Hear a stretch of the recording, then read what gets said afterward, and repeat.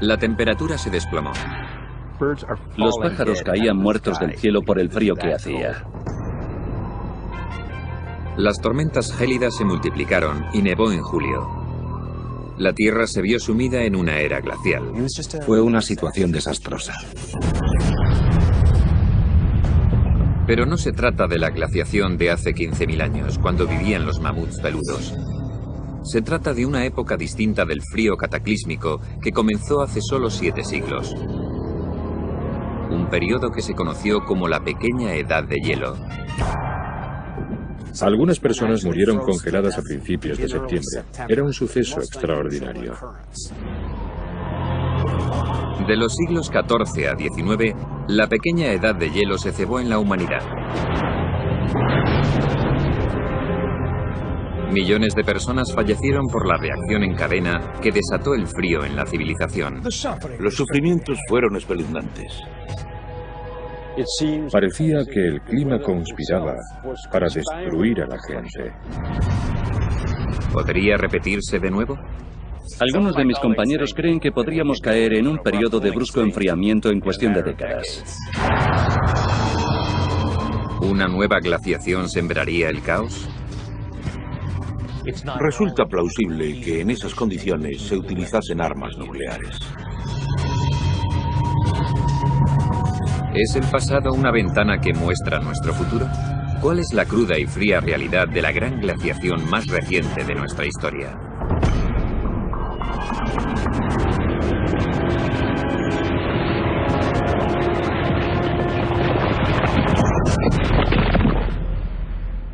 La Pequeña Edad de Hielo.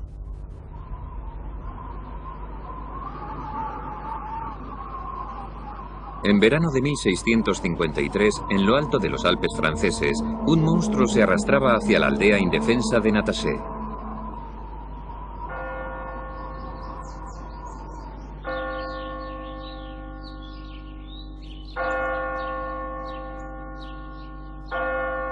Los aldeanos creyeron que era producto de las fuerzas del mal y que solo Dios podía salvarles.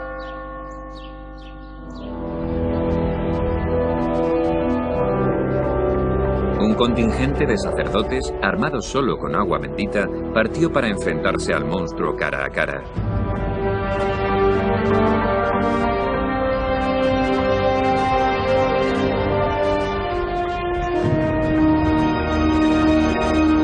Al final, los curas tuvieron que detenerse.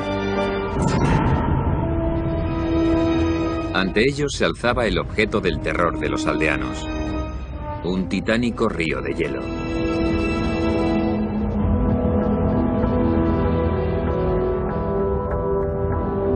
El glaciar era uno de los muchos de los Alpes que estaban avanzando más rápido y más lejos que en miles de años. Los campesinos alpinos estaban rodeados por una masa de hielo que se estaba tragando sus aldeas y tierras de labor. Creían que solo existía una explicación: los glaciares estaban poseídos por el demonio.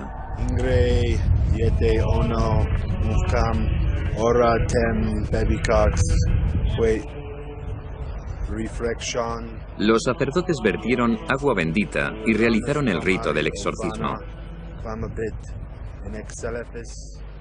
Con la ayuda de Dios, esperaban poder detener el avance devastador del glaciar. Si los sacerdotes fracasaban, ningún poder terrenal sería capaz de salvar del desastre a los campesinos alpinos.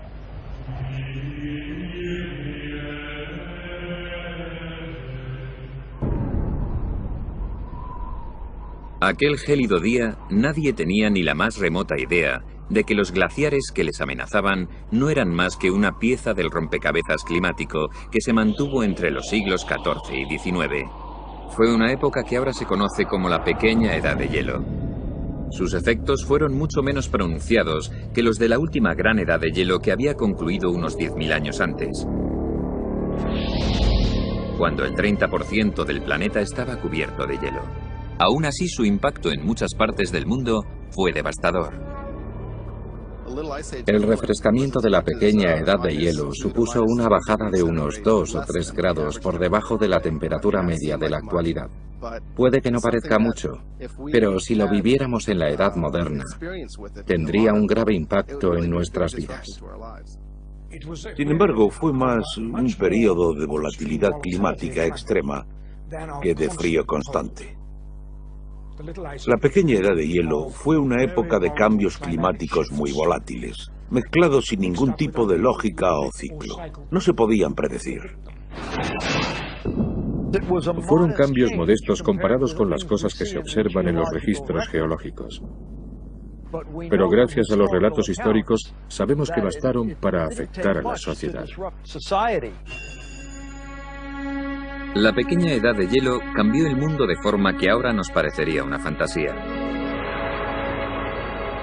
En esa época, la bahía de Nueva York se congelaba durante 5 semanas y la gente podía caminar desde Manhattan a Staten Island. Los esquimales podían viajar al sur en kayak hasta llegar a Escocia. Y un verano en Inglaterra cayeron 60 centímetros de nieve en junio y julio. Fue un año tan frío que se recordó en Estados Unidos y Europa como el año sin verano. El clima más frío sembró el caos en la humanidad y alteró el curso de la historia. Desde la gélida tormenta de verano que diezmó la Armada Invencible hasta el hambre que empujó a las muchedumbres de Francia a París para exigir pan a un precio razonable y acabó provocando la Revolución Francesa.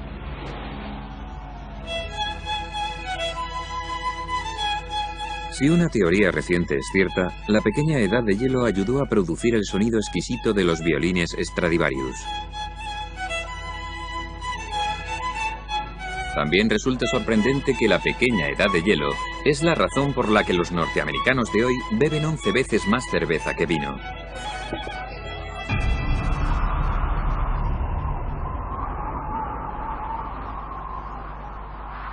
Las fuerzas naturales que causaron la pequeña edad de hielo son un misterio.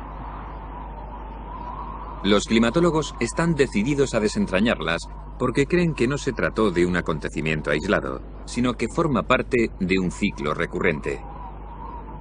La pequeña edad de hielo puede ser un gélido antecedente de nuestro futuro. La razón por la que es importante estudiar la pequeña edad de hielo es porque nos da una idea de cómo son posibles las grandes fluctuaciones climáticas, en otras palabras, de lo que la naturaleza nos tiene reservado.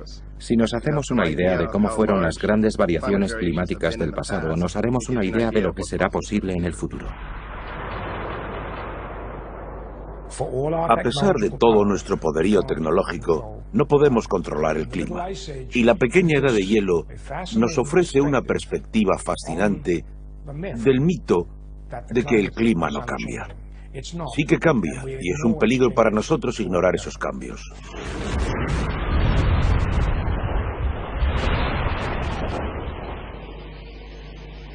Durante décadas, los climatólogos han estado tratando de reconstruir con precisión el clima de la pequeña edad de hielo.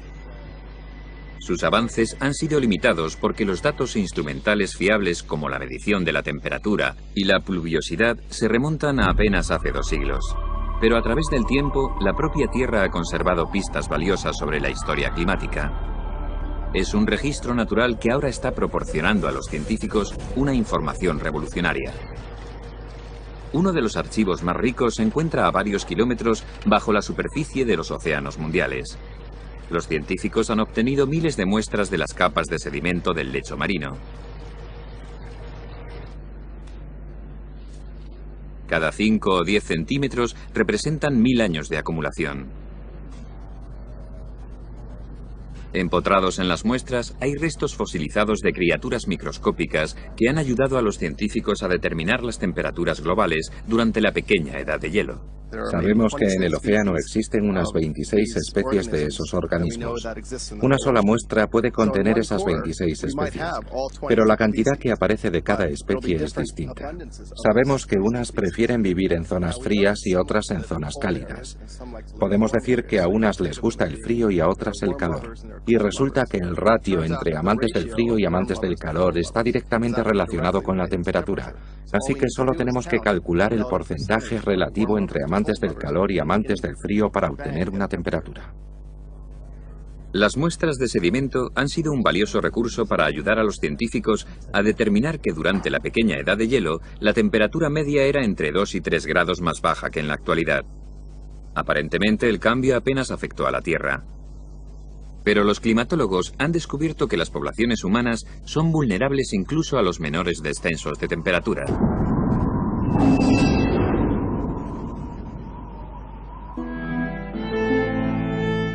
La pequeña edad de hielo se cernió bruscamente alrededor del año 1300 sobre un mundo cálido cuyo clima era parecido al actual.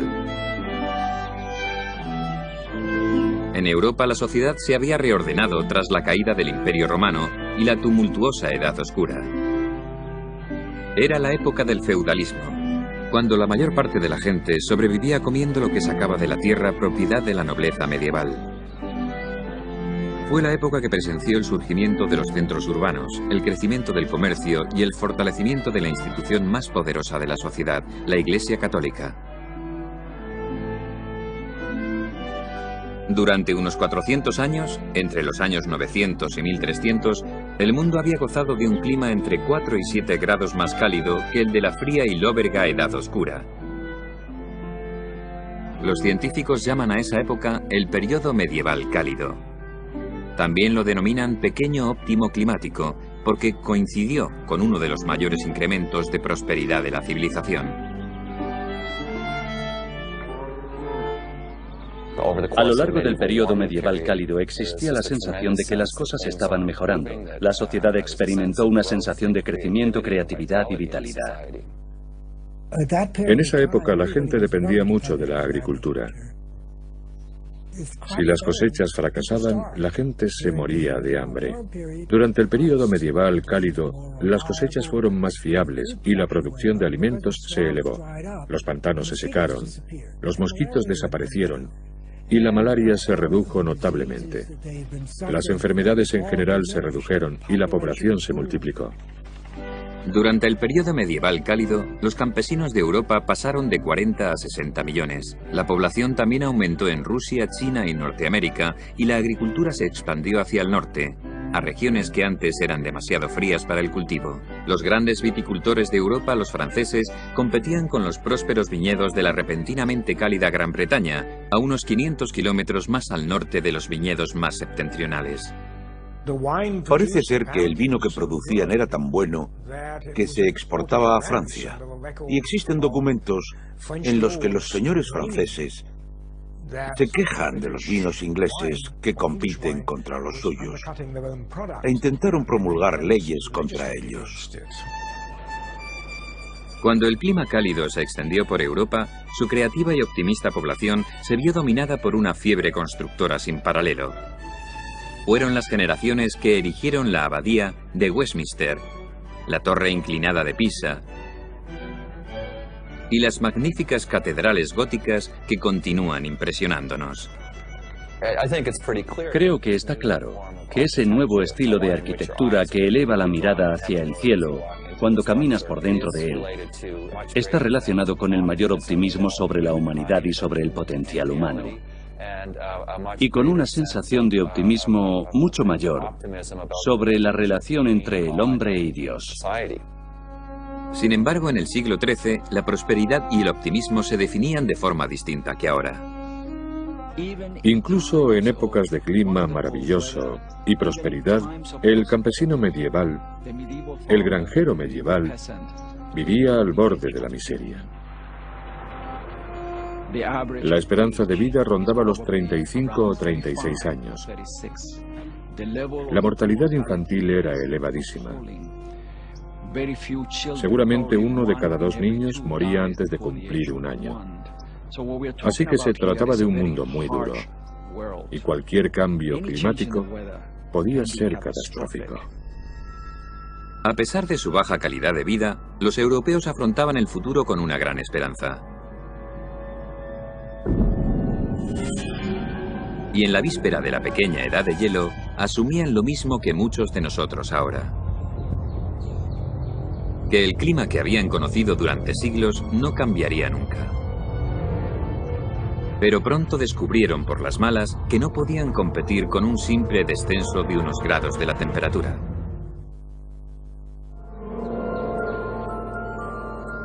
A principios del siglo XIV, un refrescamiento inesperado se cernió sobre el cálido mundo de la Edad Media.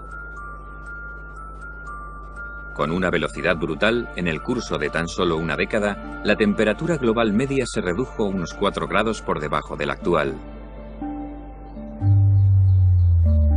El cambio fue tan siniestro como sutil. La pequeña edad de hielo puso al descubierto todas las vulnerabilidades de la sociedad medieval y desató una devastadora reacción en cadena que se prolongó 500 años. Creo que la idea de que durante la pequeña edad de hielo el mundo se volvió más frío es excesivamente simplista. En el norte de Europa, por ejemplo, hacía mucho frío, pero el mundo entero no se sumió en un frío gélido. En lugares como Europa Occidental, lo que ocurrió no fue solo que la temperatura media era más baja, sino que también el clima era más extremo. Y en muchos inviernos, las temperaturas eran considerablemente frías. Desde Noruega a Nueva Zelanda, los glaciares comenzaron a avanzar con rapidez y se extendieron más que en los 10.000 años previos. En Inglaterra, el Támesis se congelaba con frecuencia e inspiró un carnaval tradicional llamado la Feria del Hielo. Los mercaderes y los feriantes acudían al río e instalaban puestos y atracciones. El primero se celebró en 1607 y el último en 1814. La Feria del Hielo fue uno de los pocos efectos colaterales agradables del repentino cambio climático. Lo más típico eran desastres como el del siglo XIV en Europa, que constituyó el primero ligado a la pequeña edad de hielo.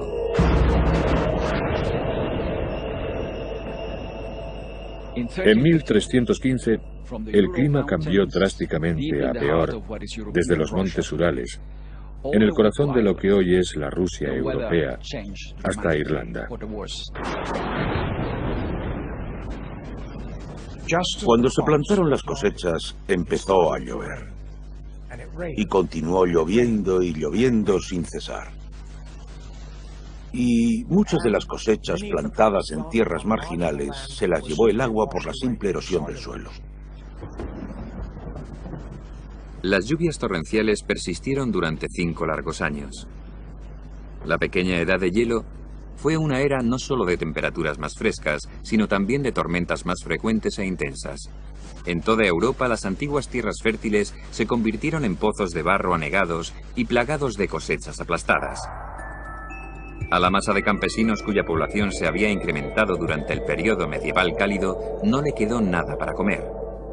Al final del primer año hubo una hambruna, y al final del sexto año, 1,5 millones de personas habían muerto en toda Europa, de hambre y enfermedades relacionadas con el hambre. Durante la gran hambruna los delitos se multiplicaron. Los ladrones de tumbas robaban los objetos valiosos de los cadáveres y los cambiaban por alimentos. Los desesperados asaltaban a cualquiera que llevase comida.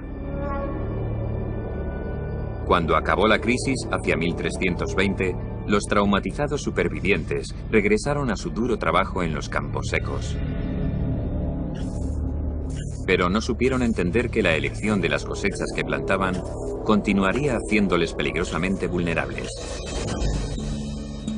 Durante la pequeña edad de hielo, los campesinos solían cultivar cereales, trigo, cebada, avena y centeno, con los que preparaban las sopas de las que dependía su supervivencia.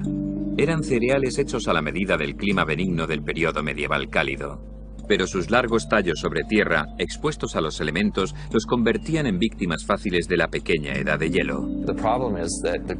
El problema es que el grano es la parte más pesada de la planta, y cuando hay fuertes vientos o grandes lluvias, son plantas muy vulnerables, que se rompen y se aplastan con facilidad.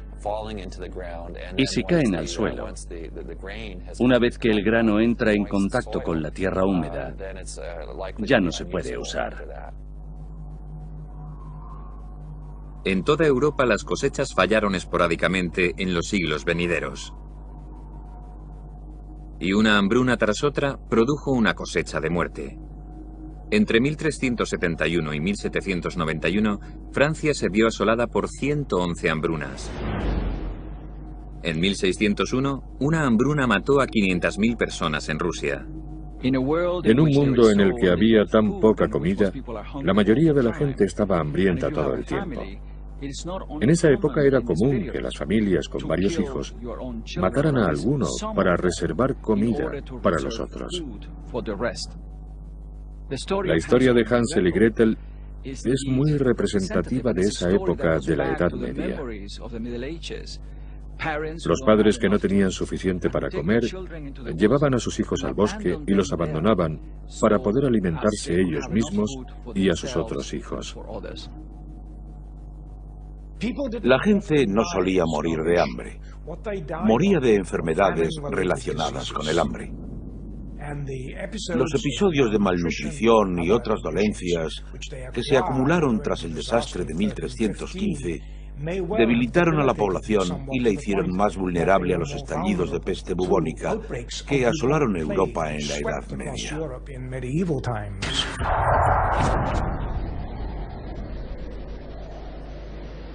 La peste bubónica llegó a Europa en 1347 en un barco mercante procedente de Asia.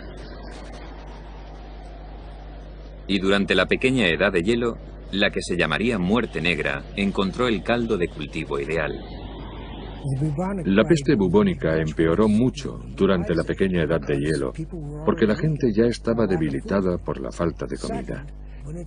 Además, cuando hacía frío y llovía, la gente no salía de casa y se hacinaba en pequeñas casas, donde había ratas. Las ratas entraban buscando el calor y traían las pulgas que transmitían la peste. Las masas infectadas de Europa comenzaron a morir a millones. El aire se enturbió con la fetidez de los cadáveres en descomposición. Las campanas de las iglesias doblaban noche y día por los muertos. Los penitentes que creían que la plaga era la ira de Dios vagaban de una ciudad a otra flagelándose. Esas tristes procesiones contribuyeron a propagar más la peste. Cuando terminó la plaga en 1351, habían muerto 25 millones de personas, un tercio de la población. Los que sobrevivieron continuaron sufriendo persistentes hambrunas y enfermedades, muchas de las cuales se incubaron a causa de la pequeña edad de hielo. En muchos puntos de Europa, la desesperación llegó al límite. Hubo quien creyó que la climatología errática era la obra maligna de sus vecinos, a los que acusaron de brujería. Las estadísticas son espeluznantes. En 1563, la ciudad de Weissenberg quemó a 63 mujeres por brujas. En el cantón de Berna, más de 1000 personas murieron por brujas. Era histeria colectiva.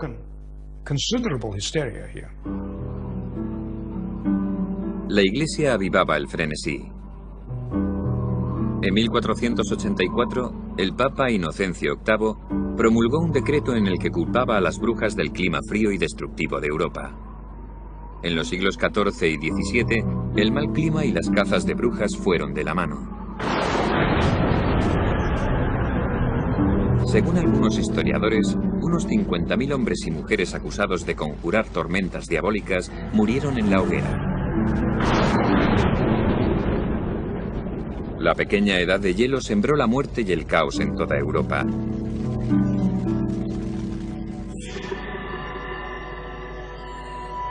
Otra víctima fue una remota colonia de atrevidos exploradores al borde del mundo conocido.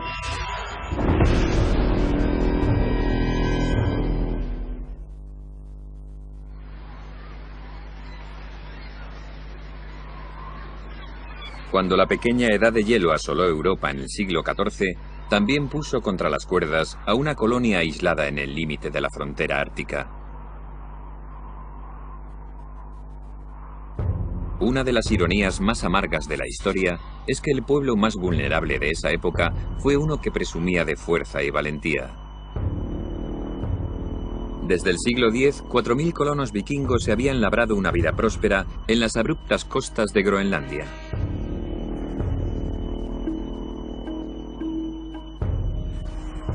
Aunque no eran muchos, la historia les convertía en protagonistas del mayor drama épico de la lucha por la supervivencia en la pequeña edad de hielo. Los colonos eran la vanguardia del pueblo más temido y dominante de su época. Los violentos vikingos habían aterrorizado a media Europa y habían navegado por el Atlántico hasta Norteamérica.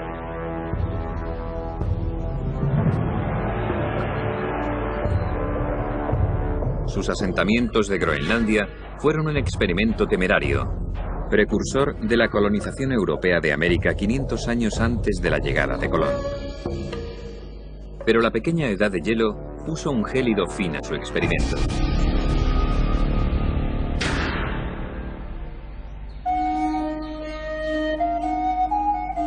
Los vikingos se habían instalado en Groenlandia en el cenit del período medieval cálido, hacia el año 1000, cuando las temperaturas benignas les invitaron a habitarla. Se piensa que los primeros exploradores vikingos que llegaron a Groenlandia la llamaron deliberadamente Tierra Verde en su idioma, aunque no lo fuera, para animar a los colonos a emigrar a ella.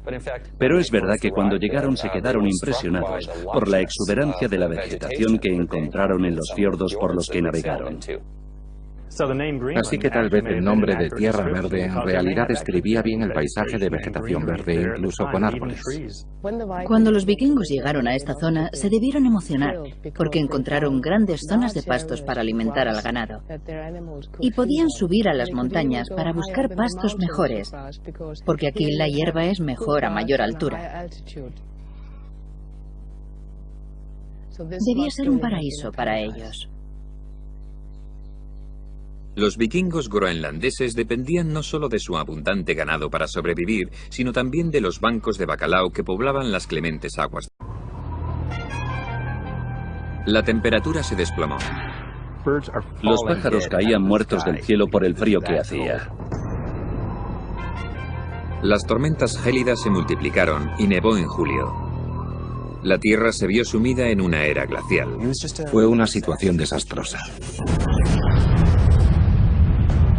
Pero no se trata de la glaciación de hace 15.000 años, cuando vivían los mamuts peludos. Se trata de una época distinta del frío cataclísmico que comenzó hace solo 7 siglos. Un periodo que se conoció como la Pequeña Edad de Hielo. Algunas personas murieron congeladas a principios de septiembre. Era un suceso extraordinario. De los siglos XIV a XIX, la pequeña edad de hielo se cebó en la humanidad.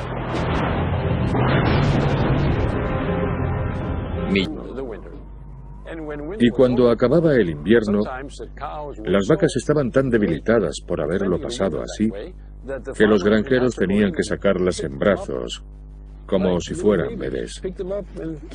Las llevaban en brazos a los campos para que recuperasen fuerzas en primavera y verano. Cuando la pequeña edad de hielo se prolongó, el ganado de los vikingos comenzó a morir en cantidades cada vez mayores. Y para hacer frente al hambre, los colonos pasaron a depender cada vez más de la fauna marina de Groenlandia. Gracias a las mediciones de la composición isotópica del carbono de los huesos de las tumbas, se sabe que al principio los vikingos se alimentaban en un 80% de la tierra, porque comían un montón de cordero, y en un 20% del mar. Con el paso del tiempo, ese ratio cambió gradualmente, y al final pasaron a alimentarse en un 80% del mar y en un 20% de la tierra.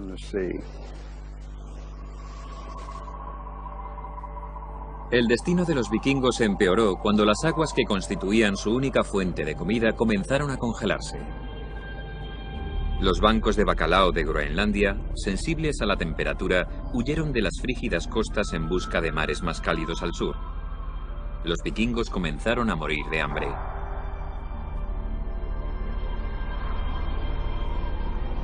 El mar de hielo finalmente terminó aislándoles de sus parientes europeos, de cuyos suministros dependían para sobrevivir. Pasaban largas temporadas sin comunicación por barco. A veces generaciones. Parecía que el clima conspiraba para destruirles. Había otro factor conspirando además del clima. los propios vikingos. Habían aprendido una lección para sobrevivir a la pequeña edad de hielo, pero prefirieron ignorarla durante más de un siglo. Desde el principio habían compartido Groenlandia con el pueblo nativo de los Inuit, que a lo largo de los siglos se habían adaptado magníficamente al entorno helado. A diferencia de los vikingos, los Inuit sabían pescar durante los meses más fríos del invierno. El secreto de su éxito estaba en sus arpones de marfil, que eran de alta tecnología comparados con las vastas lanzas de los vikingos. Conocían la cultura inuit y sabían que los inuit sobrevivían bien a los inviernos. No lo hacían cómodamente, pero sobrevivían. Y conocían bien sus técnicas de pesca, pero no las adoptaron. ¿Por qué? Seguramente porque pensaban que los inuit eran inferiores. Los noruegos llamaban a los inuit Kalinga, que es más bien un insulto. Significa gente pequeña y fea. Si hubieran estado dispuestos a colaborar con esa otra raza e incluso a mezclar sus genes con ella y mezclar las culturas, habrían sido capaces de adaptarse al país. Pero se negaron y ese error acabó matándoles. El capítulo final de los vikingos en Groenlandia sucedió aquí, en las ruinas de esta iglesia de la costa sur. La iglesia de Valsi es importante porque es el lugar donde se registró el último acontecimiento histórico de toda Groenlandia. Aquí se celebró una boda en 1408. Y fue una gran boda, porque la fuente dice que llegaron invitados incluso desde Islandia. Lo que no nos dice es que se celebró en una sociedad que se estaba desintegrando a causa del clima más frío. De hecho, 50 años después, los noruegos se habían extinguido.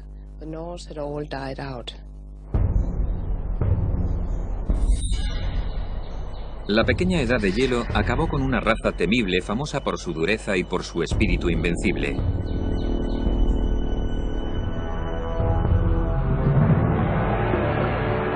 Los vikingos no tenían ni idea de qué fuerzas de la naturaleza eran responsables del clima gélido que les derrotó. Hoy, los científicos están tratando de resolver ese misterio. ¿Qué causó la pequeña edad de hielo?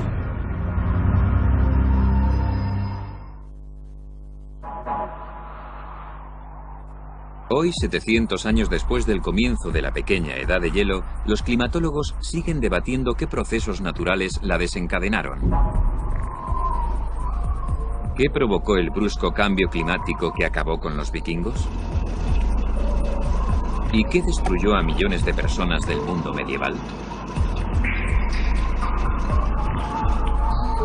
No existe un consenso claro, aunque no por falta de teorías.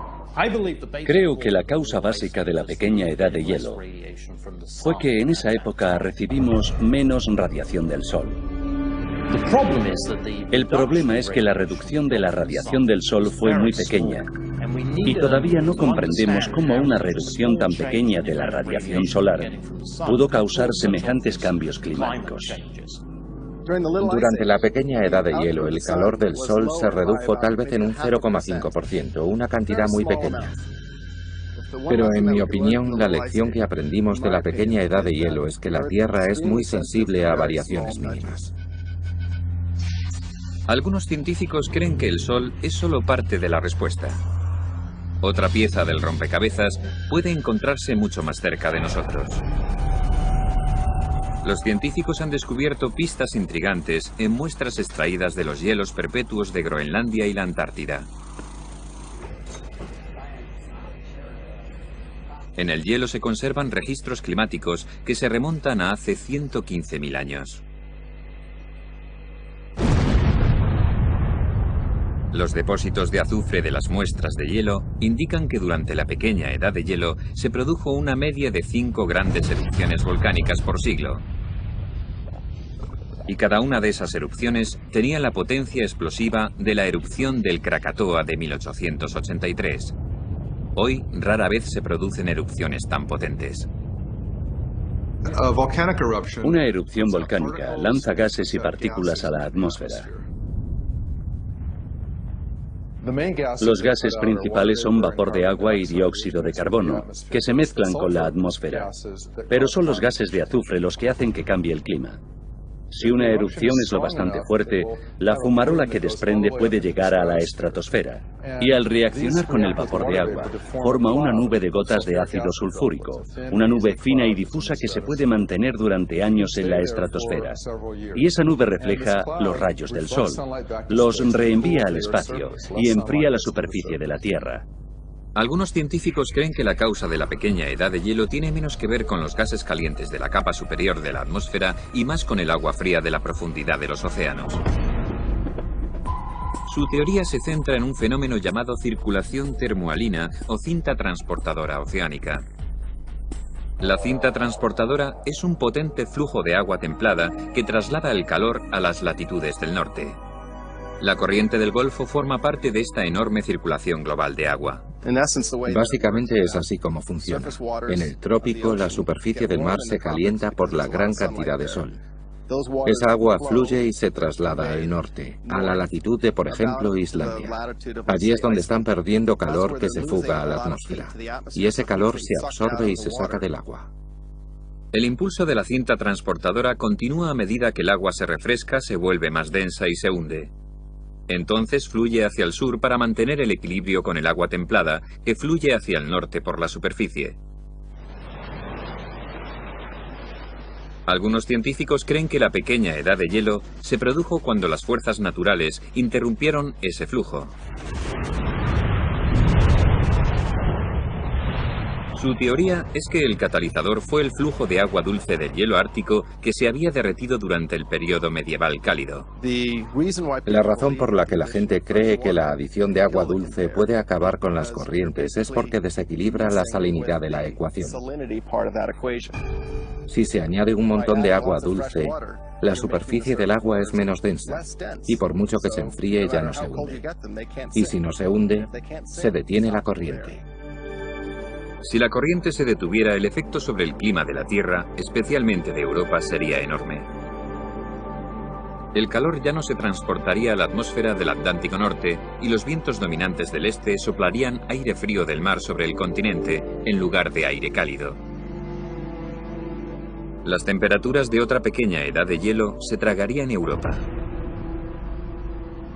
Los científicos no saben con certeza qué fuerzas naturales desencadenaron la pequeña edad de hielo, pero creen que saben lo que causó las 7 décadas más frías de los 500 años de la pequeña edad de hielo. Entre 1645 y 1715, a mediados de la pequeña edad de hielo, las temperaturas invernales del hemisferio norte bajaron 1,6 grados más. Los climatólogos apuntan como causa al Sol, que creen que se debilitó por un fenómeno conocido hoy día como el mínimo de Maunder. El mínimo se refiere al mínimo de manchas solares de la superficie del Sol. Cuando hay menos manchas solares en la superficie del Sol, el Sol emite menos radiaciones y por tanto la Tierra recibe menos radiaciones. Y si se reciben menos radiaciones se produce un enfriamiento global. El enfriamiento de los 70 causado por el mínimo de Maunder dio paso a la época que presenció el avance rápido de los glaciares de los Alpes y los esfuerzos desesperados de los habitantes de Natasé para contrarrestarlos. Para el campesino de los Alpes, que se encontraba con un glaciar, era como enfrentarse a 10 excavadoras avanzando contra ti en fila, decididas a derribar tu casa.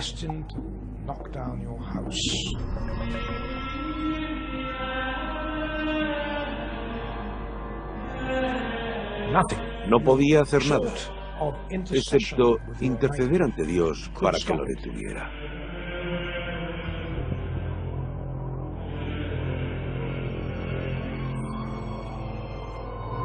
Según los archivos locales, varios de los glaciares que avanzaban se retiraron tras los ritos del exorcismo del clero. Pero muchas placas de hielo reanudaron su avance y continuaron engullendo granjas y aldeas. En el siglo XVII, los europeos no tenían forma de saber que la pequeña edad de hielo duraría 2 siglos más y que nuevos y terroríficos desastres aguardaban a la civilización.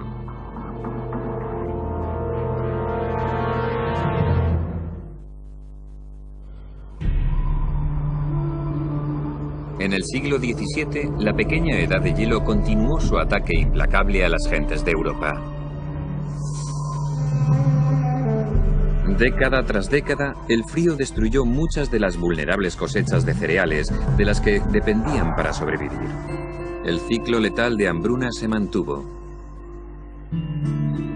Pero entonces, los agricultores más innovadores de Inglaterra y Holanda comenzaron a contraatacar. Con un gran ingenio, desarrollaron una agricultura de minifundios. Plantaron cosechas de nabos y tréboles que vendían a los criadores de ganado. El resultado fue el nacimiento de la agricultura relativamente moderna. Era una agricultura que no se basaba en los cereales, sino en cultivos mucho más resistentes al frío, la humedad y la sequía. La producción de cereales, que continuó siendo una parte importante de la agricultura, se practicó como parte de un proceso mucho mayor y mejor integrado con una estrategia que incluía al ganado.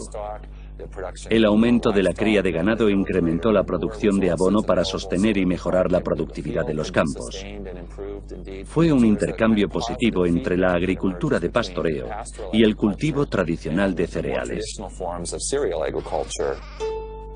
Los granjeros de muchas zonas de Europa adoptaron las innovaciones y comenzaron una revolución agrícola que protegió a millones de personas de los peligros de las malas cosechas y las hambrunas. Además, Europa tenía otra arma contra la pequeña edad de hielo, aunque muy pocos lo sabían entonces.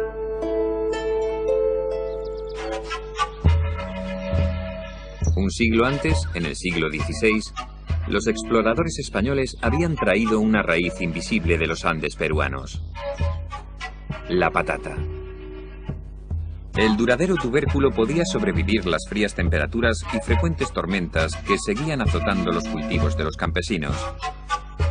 Pero durante generaciones no se supo aprovechar su potencial. Por raro que parezca, los europeos se negaron a comer patatas por muchas razones. Una, porque estaban anclados en la cultura del cereal. Es decir, estaban muy ligados al pan.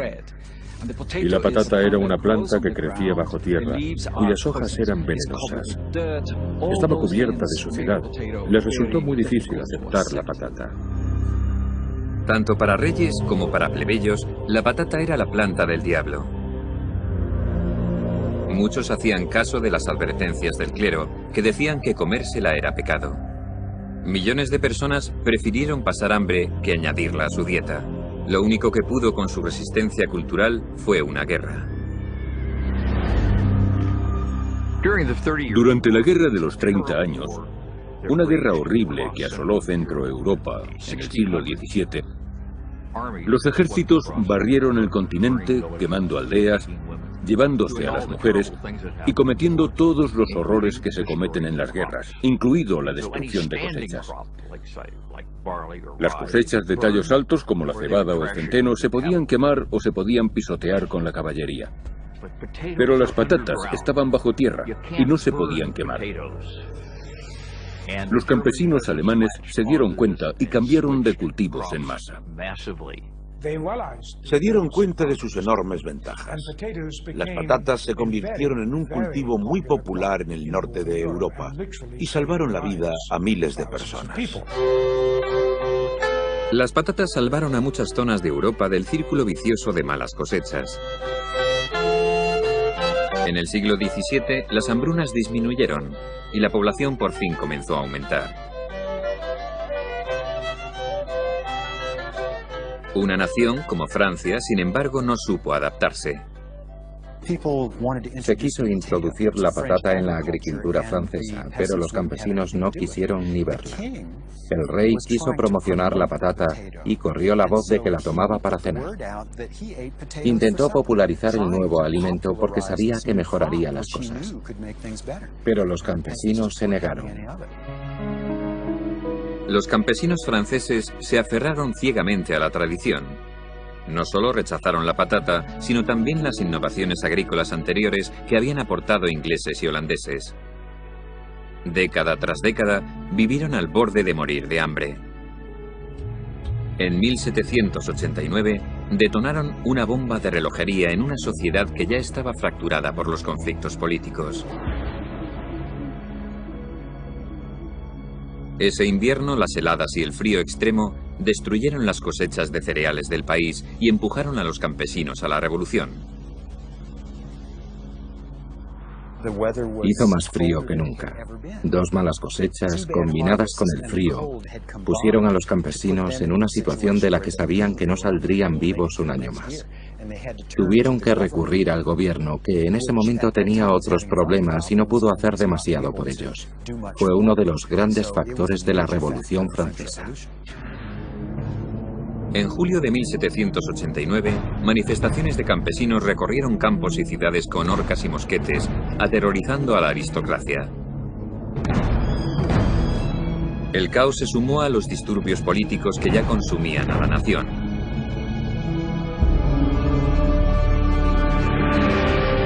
Tres semanas después, la Asamblea Nacional Francesa proclamó la Declaración de los Derechos del Hombre y del Ciudadano y puso a Francia rumbo a la democracia.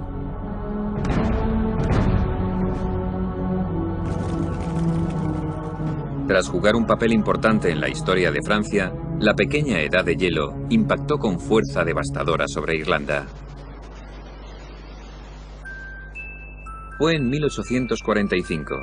Habían pasado 2 siglos desde que el caprichoso clima había obligado a los campesinos irlandeses a adoptar la patata como remedio para no morir de hambre. Durante esa época habían cultivado varias especies de patatas. Pero por aquel entonces cultivaban un tipo de patata llamado lumper, que era el más agradecido de todos. Era una patata muy fácil de cultivar y de propagar. Se convirtió en la base de la dieta del campesino irlandés. Pero era una patata de baja calidad, muy acuosa y muy propensa a las enfermedades. La población de Irlanda, alimentada con patatas, se había triplicado en 200 años. 6 millones de irlandeses dependían de la patata como única fuente de alimento. Pero entonces una misteriosa plaga atacó las cosechas de patata y el tubérculo que daba de comer a toda la nación se disolvió en una masa negra incomestible. La gran hambruna irlandesa duró 5 años. El sufrimiento del pueblo quedó registrado en los grabados dibujados por los artistas del London Illustrated News. Niños muertos de hambre mordisqueaban hierbajos. Debilitadas por la malnutrición, miles de personas murieron de cólera y tifus.